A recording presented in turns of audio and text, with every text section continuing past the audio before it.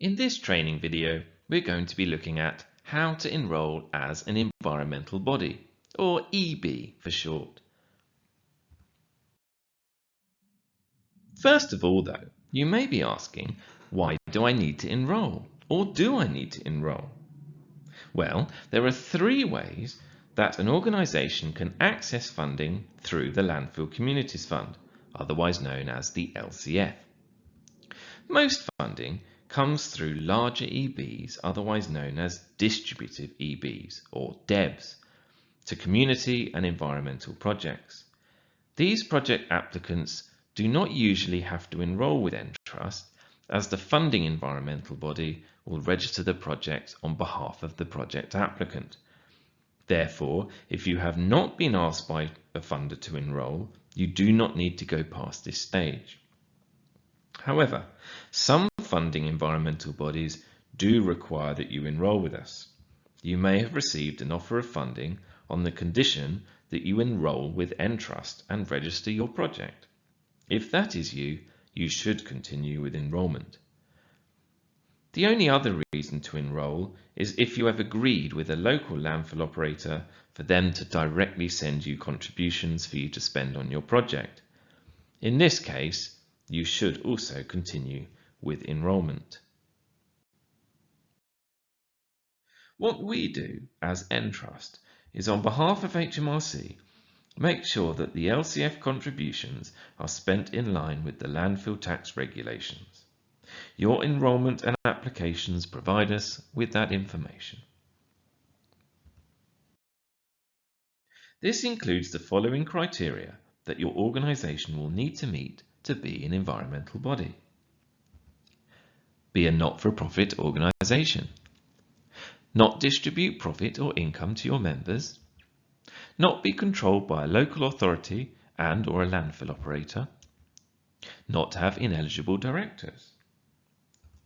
And also, the objects of your governing document must include an object of the LCF regulations. This is very important and is something that can cause delays.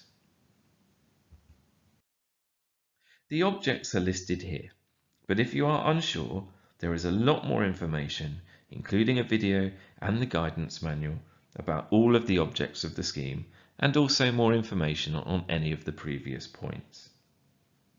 Delays can happen, for example, when your governing document may only provide for one specific user group, such as children, which would not meet the requirements and would need to be updated before you can enrol, as a public amenity must be available for more than just one specific user group. Let's look at the form itself. The first thing to do is log on to entrust.org.uk and click on Entrust Online at the very top.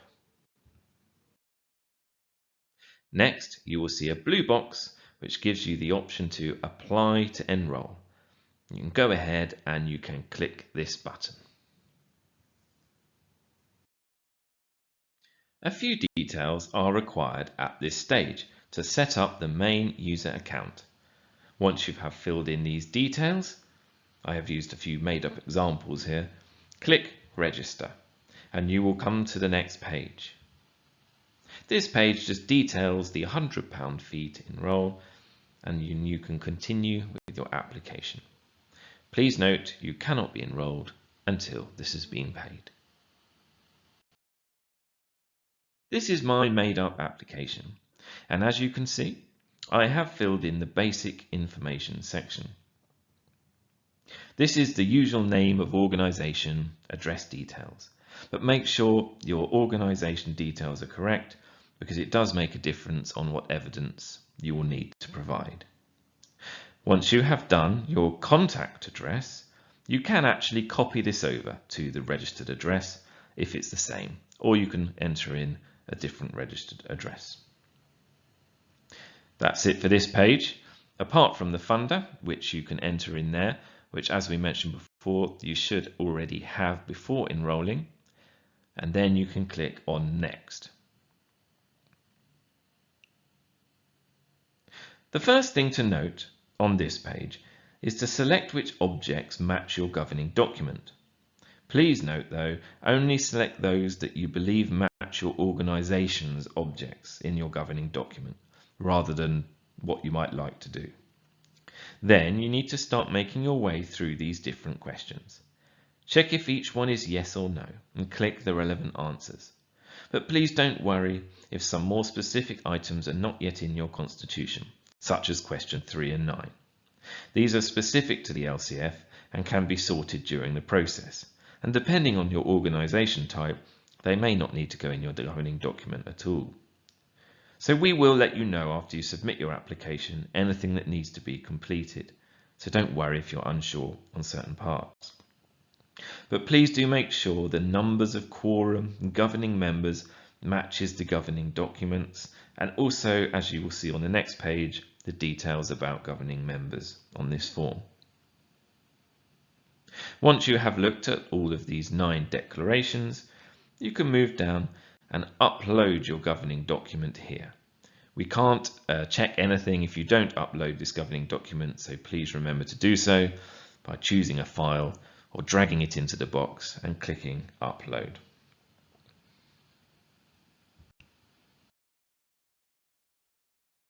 The next page does sometimes delay the process if it's not correct, as it's the one with the most common errors. So take your time and make sure the Directors Governing Members section is correct. And firstly, read the GDPR information and confirm this on the declaration. Then you can start to enter the details of your governing members. I would start with the one that's already there because it's unlikely to be complete, especially if you are a governing member who is filling in this form. We will need a few details. First of all, whether you are the main contact and whether you'll submit information on EOL. And once you've done this, you can click yes or no to the governing member, and you'll see that the form will change depending on what you have chosen. We will need a date of birth and an address. This is just to check that you're not an ineligible member and to avoid any mistaken identity with someone that shares the same name. And we do not, as the privacy policy sets out, send this information on to anyone else apart from HMRC. The only people who can see this is yourself and us. So if you fill in the rest of the form here, this is just a few more questions about the list that I showed earlier of what you need to be an environmental body. And then you can click Save and start to fill in the rest of the form. Do make sure though that the details on this page are the same as the ones on the previous page here, because if it's not the same number, then we'll need to pend your application and ask why not. So just make sure that and the information on the Charities Commission websites, for example, are all matching. Otherwise, some things may need to be updated before you do this.